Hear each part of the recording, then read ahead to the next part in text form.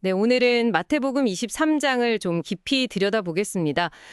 이 장은 예수님이 당시 서기관과 바리새인들, 그러니까 종교 지도자들을 향해서 정말 강하게 말씀하시는 내용이 담겨 있죠? 네, 맞습니다. 흔히 외식이라고 하죠. 겉과 속이 다른 위선에 대한 아주 날카로운 비판, 그리고 경고가 이 장의 핵심 주제라고 할 수 있습니다. 그들의 어떤 점을 구체적으로 지적하시는지, 또 그게 오늘 우리에게는 어떤 의미가 있을지 한번 제대로 파헤쳐 보죠. 좋습니다. 바로 시작해 볼까요? 예수님이 처음에는 그 서기관과 바리새인들이 모세의 자리에 앉았다, 뭐 이렇게 인정하시는 듯 보여요. 2절에서요. 근데 그러면서도 그들의 말은 듣되 행동은 절대 본받지 말라고 하시죠. 3절에요. 이건 뭐 말 그대로 말과 행동이 완전히 다르다는 거잖아요. 그렇죠. 특히 사람들에게 잘 보이려는 행동들, 이걸 아주 구체적으로 문제 삼으십니다. 예를 들면 경문 띠아시죠. 그걸 막 넓게 하고 옷술은 또 길게 늘어뜨리고요. 5절에 나오죠.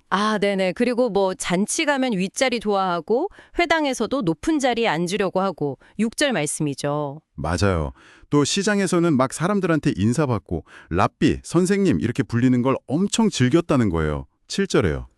듣기만 해도 좀 그렇죠. 근데 이런 모습이 비단 그 시대만의 얘기는 아닌 것 같기도 하고요. 네, 오늘날에도 뭐 지위나 명예, 또 다른 사람들의 인정, 이런 것에 대한 욕심이 정말 중요한 본질을 가리는 경우는 흔하잖아요. 그러면서 제자들한테는 완전히 다른 길을 이야기하시죠.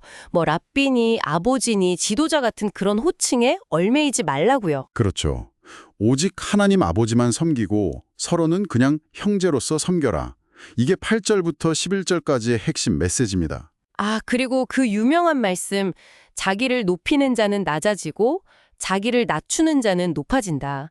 이 12절 말씀도 여기서 나오고요. 네, 핵심은 결국 외적인 권위나 명예 추구가 아니라 진정한 섬김과 겸손이라는 거죠.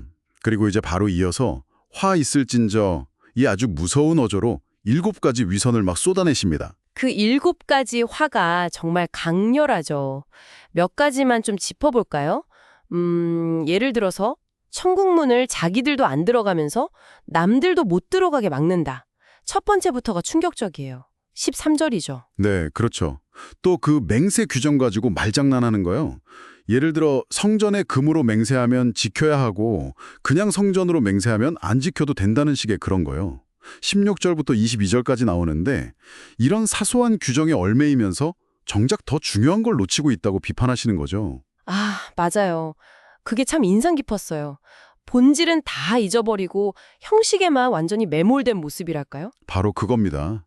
특히 박하, 회항, 근체 이런 어떻게 보면 사소한 향신료의 11조는 칼같이 지키면서 율법의 진짜 중요한 정신, 그러니까 정의, 긍휼, 믿음 이런 건 그냥 버렸다고 막 질타하시잖아요. 23절에요. 여기서 그 유명한 비유가 나오죠. 하루살이는 걸러내고 낙타는 삼키는 맹인된 인도자다. 와, 이 24절 비유는 정말 날카롭지 않나요?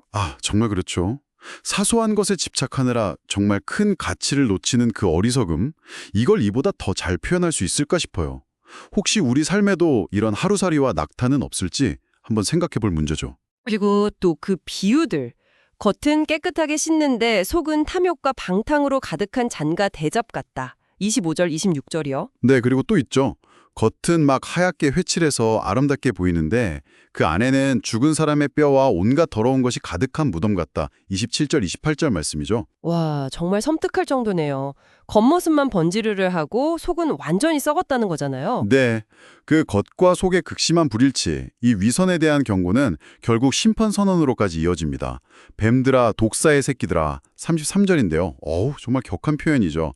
그만큼 그들의 위선이 심각했다는 반증일 겁니다. 과거에 선지자들을 박해했던 것처럼 너희도 앞으로 올 의인들을 박해할 것이고 그 모든 피해 책임이 이 세대에 돌아갈 것이다. 이런 무서운 경고도 하시고요. 34절부터 36절까지요. 맞습니다. 그리고 이 길고 날카로운 비판은 마지막에는 예루살렘을 향한 아주 슬픈 탄식으로 마무리됩니다. 그 부분이죠. 암탉이 병아리를 날개 아래 모으는 것처럼 내가 너희를 얼마나 모으려 했느냐? 그런데 너희가 원하지 않았다. 37절 말씀이 참 가슴 아프더라고요. 그렇죠. 결국 그들의 집, 그러니까 성전이겠죠.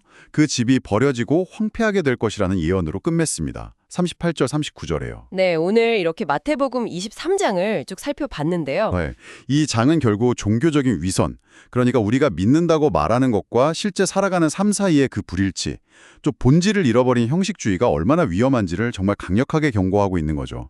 진정한 신앙이나 가치라는 것은 겉으로 보이는 어떤 형식이나 규율 준수가 아니라 마음 깊은 곳에서부터 우러나오는 정의, 자비, 믿음, 뭐 이런 내적인 태도와 실제적인 실천에 있다는 것을 아주 강력하게 강조합니다. 그렇네요.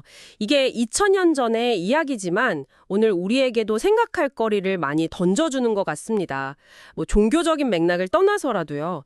우리가 중요하다고 말하는 그 가치들을 과연 삶 속에서 어떻게 살아내고 있는지 좀 돌아보게 만드는 것 같아요. 네, 그래서 마지막으로 이런 질문을 한번 던져보고 싶습니다. 본문에서 예수님은 율법에 더 중한 바, 정의와 긍휼과 믿음은 버렸다고 지적하셨잖아요. 혹시 우리의 삶 속에서 정말 중요하다고 여기는 본질적인 가치들, 그게 뭐 정의든 자비든 신뢰든 뭐든 간에요.